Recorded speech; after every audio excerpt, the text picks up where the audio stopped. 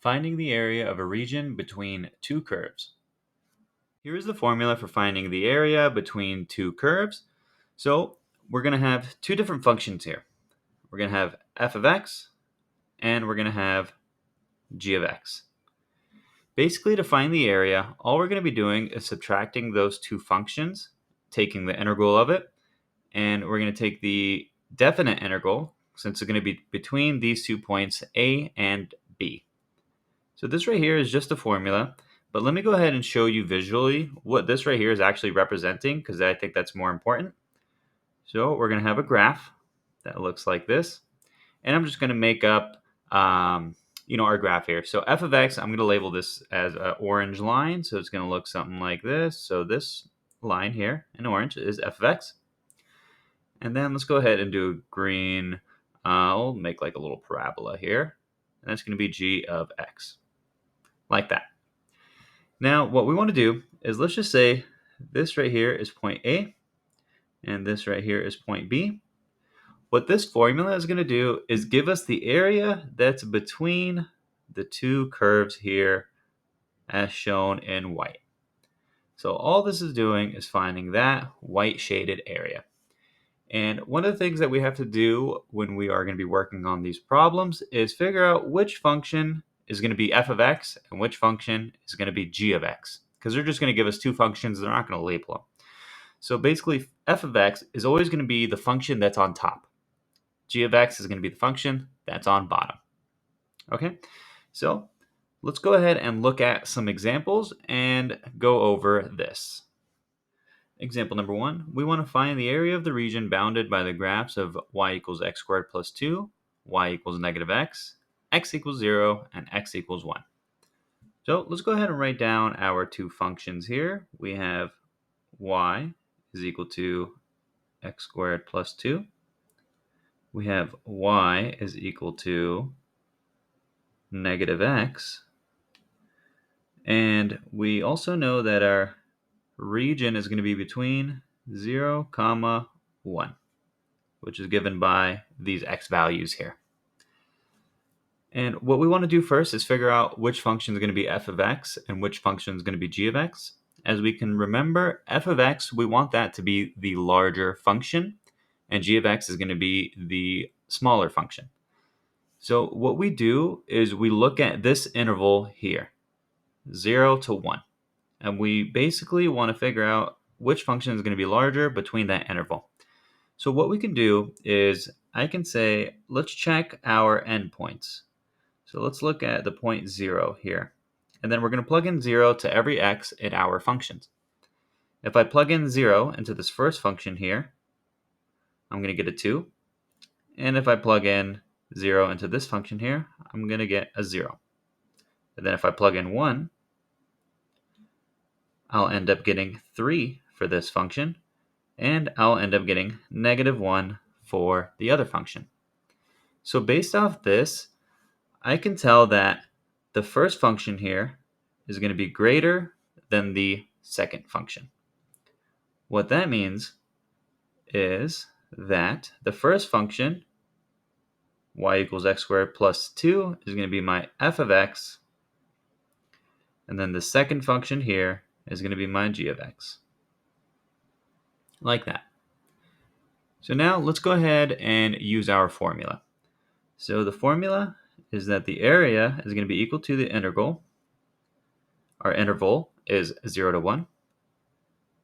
And we have f of x, which is x squared plus 2, minus g of x, which is negative x. And the whole thing, we should have a dx at the end, like that. All we got to do now is just simplify. So we will have that is going to be equal to 0 to 1. And when you simplify this a little bit, you'll get x squared plus x plus 2 dx. And then taking the integral of that, we will have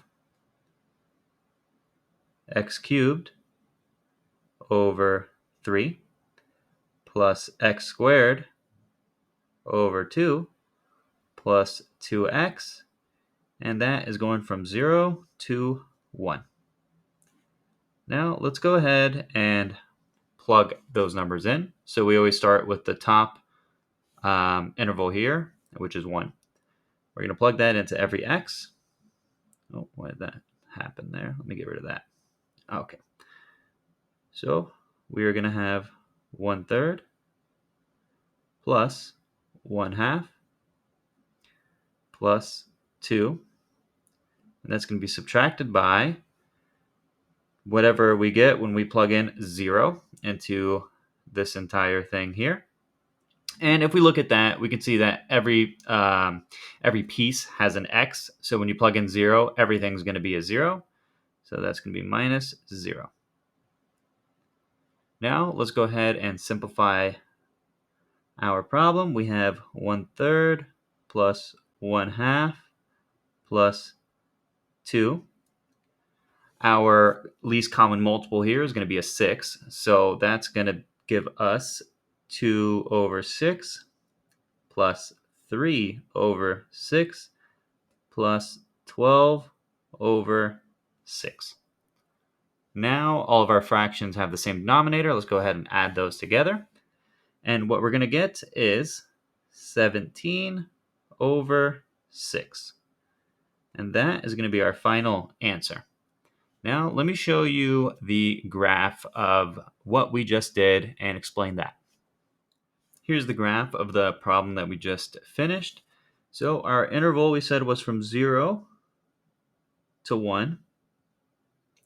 And the whole point of this problem was finding this area right here, which is just the area between the lines of the two functions that we were given. Example number 2, we want to find the area of the region bounded by the graphs of y equals 2 minus x squared and y equals x. In this example, we aren't given the interval here. And when that's the case, basically what it means is that the two functions are going to intersect at 2 points on the graph. Okay, so let's go ahead and write down our functions. We have y is equal to 2 minus x squared. And then we have y is equal to x. So our first step is to find the interval, of the region that we're going to be looking at for our graph. So the way we do that is we're going to set these two functions equal to each other so we can find our x values. And what we do is simply just write down 2 minus x squared is equal to x, like that. Now what we want to do is go ahead and solve this. I'm going to move everything to one side and have 0 on the other side. So doing that, what you'll have is x squared plus x minus 2 is equal to 0. From here, let's go ahead and factor. When you factor, what we'll have is x plus 2 and x minus 1, and that's going to be equal to 0. Therefore, our x values are x equals negative 2 and x is equal to 1. These two numbers here are going to be our interval. So we have negative 2, comma, 1, like that. Now I'm going to write this up here, negative 2, comma, 1. So that was our first step there. I'm going to go ahead and erase these. Now, what we want to do is figure out which function is going to be my f of x and which function is going to be my g of x. Like before, we want f of x to be the greater function, or the function that's going to be on top on the graph. So let's go ahead and look at this interval here. Let's go ahead and plug in negative 2 into both of our functions. If we plug in negative 2 into our first function here, we will have 2 minus 4, which is going to be negative 2. And if we plug in negative 2 here, we'll also have negative 2. Now, let's go ahead and plug in 1. We're going to have 2 minus 1, which is 1. And then this is going to be 1. Which makes sense, right? Because that was our interval. That's when the functions equal each other. That's when they intersect. So to find which function is greater, let's pick a number in the middle of these. Let's go ahead and pick 0. So I'm going to pick 0. And then this first function here is going to be 2. And this function here is going to be 0. So what this is telling me is that this first function here is going to be greater than the other function here in this interval. So let's go ahead and label our first function as f of x, and then our second function as g of x. Now we're going to go ahead and do the same thing as before. To find the area, we take the integral. Our interval is from -2 to 1. And we're going to have f of x, which is 2 minus x squared, minus g of x dx. Let's simplify. That's going to be equal to the integral of -2, 1. And we're going to have negative x squared minus x plus 2 dx. And taking the integral of this, we will have negative x cubed over 3 minus x squared over 2 plus 2x from -2 to 1. Now let's go ahead and plug in our interval. So plugging in 1 first, we'll have -1/3 minus 1/2 plus 2.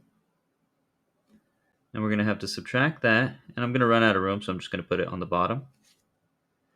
-2 cubed is going to be -8.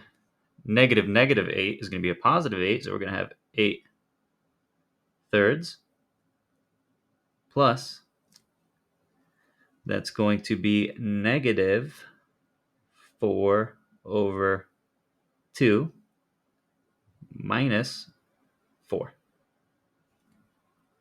And now from here, all we got to do is simplify, and I'm going to do that on the next screen. Continuing on here, let's go ahead and simplify this. So let's get all the fractions to have the same denominator, and our LCM in this case is going to be 6. So let's go ahead and do that. We're going to have -2/6 minus 3/6 plus 12/6 minus, that's going to be 16/6 plus 12/6 plus 24/6. All right, so let's go ahead and combine these. -2 minus 3 is -5. -5 plus 7, plus 12, is 7. 7 minus 16 is -9. -9 plus 12 is +3.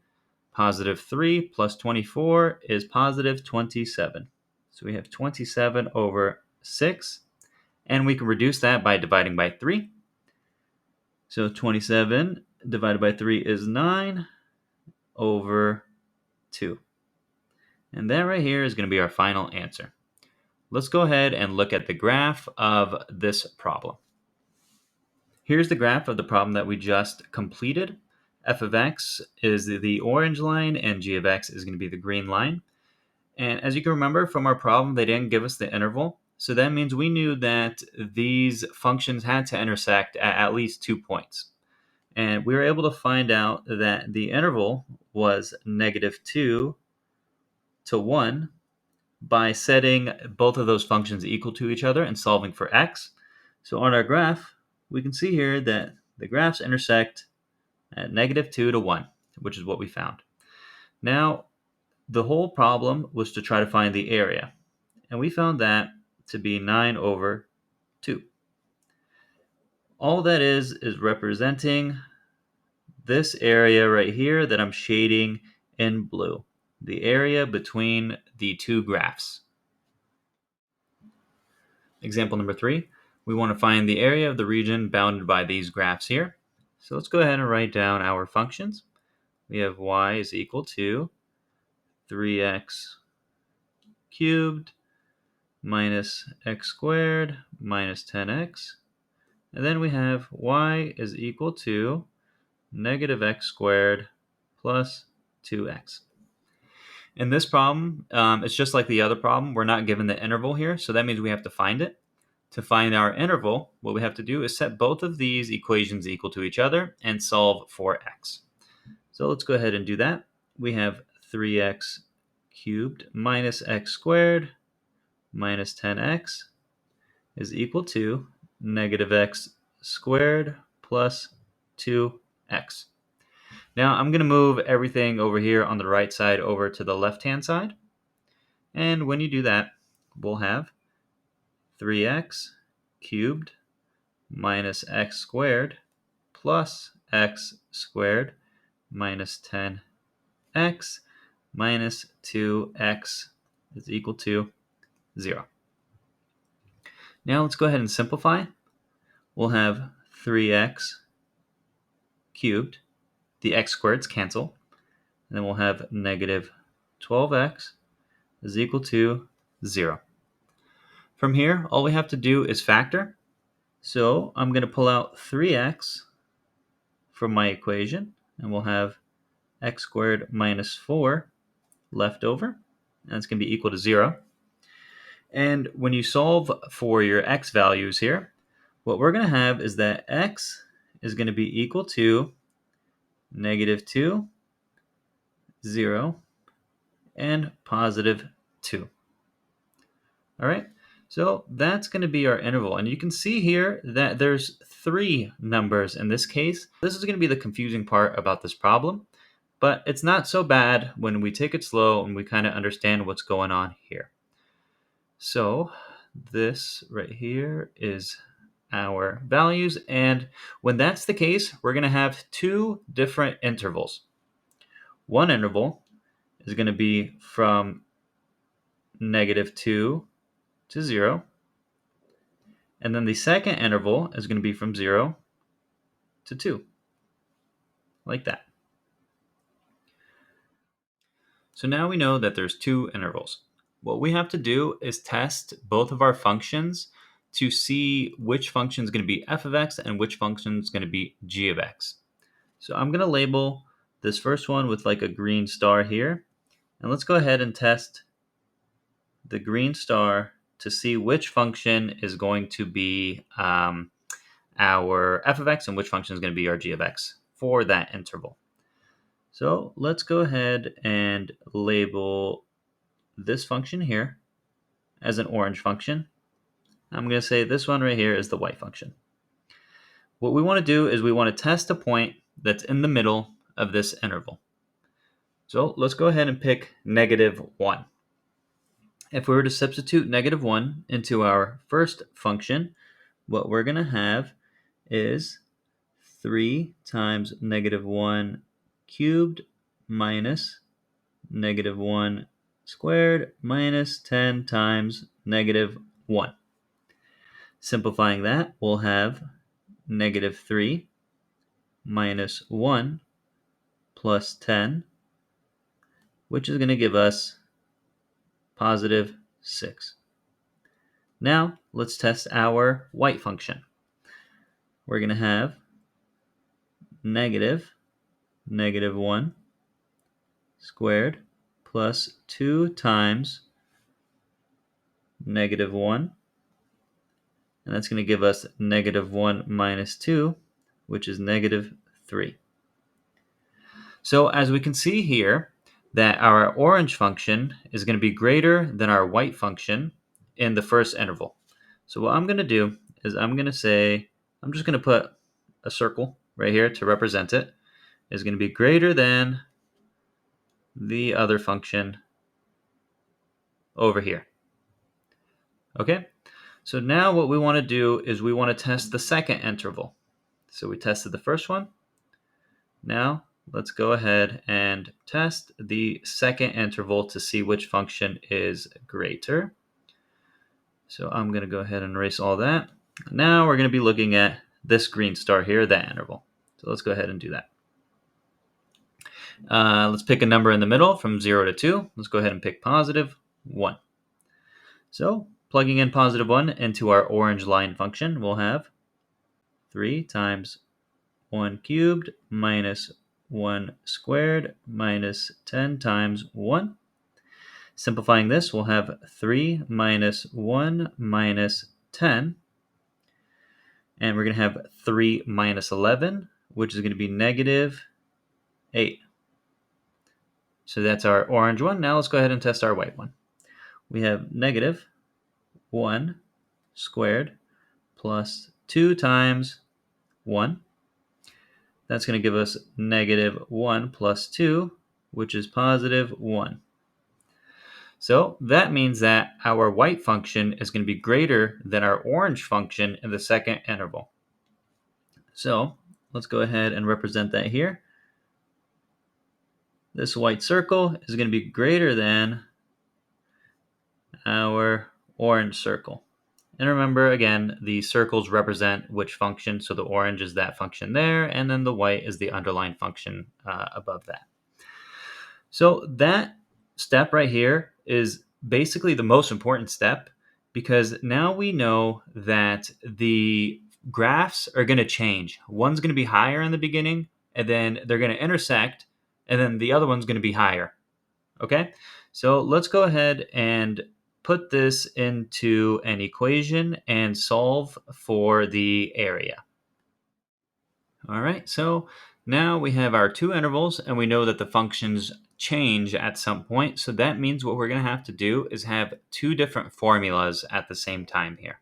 We're going to have to find the area for the first interval and then find the area for the second interval.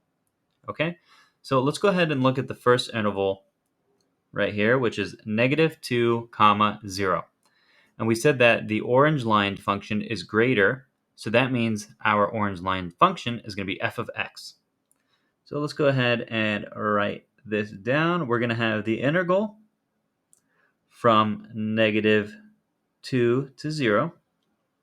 And we said that orange is greater, so f of x is going to be the orange function. So we're going to have 3x cubed minus x squared minus 10x subtracted by our g of x, which is a smaller function, which is the white lined function here, which is negative x squared plus 2x dx. So this integral is going to be covering that interval right there. And now whenever we have two different intervals going on, we're going to go ahead and put a plus sign, and then now we're going to make our second integral, which is going to go from 0 to 2, which is this one right here. And in this interval, we said that the white-lined function is greater, so that means that's going to be our f of x. So we'll have negative x squared plus 2x, and that's going to be subtracted by our smaller function, which in this case is the orange one, which is 3x cubed minus x squared minus 10x dx. Like that. All we have to do now is simplify both of these. So let's go ahead and start with the first one. What we're going to have is the integral negative 2 to 0. And when you go ahead and simplify this, what we're going to have is 3x cubed. The x squareds are going to cancel. And we're going to have negative 12x dx plus the second integral simplified is going to be negative 3x cubed. The x squareds are going to cancel again. And we're going to have positive 12x. Let me go ahead and put the parentheses and put our dx sign here. From here, all we got to do is take the integrals. So let's look at the first one. We're going to have 3x to the fourth over 4 minus 12x squared over 2 from negative 2 to 0.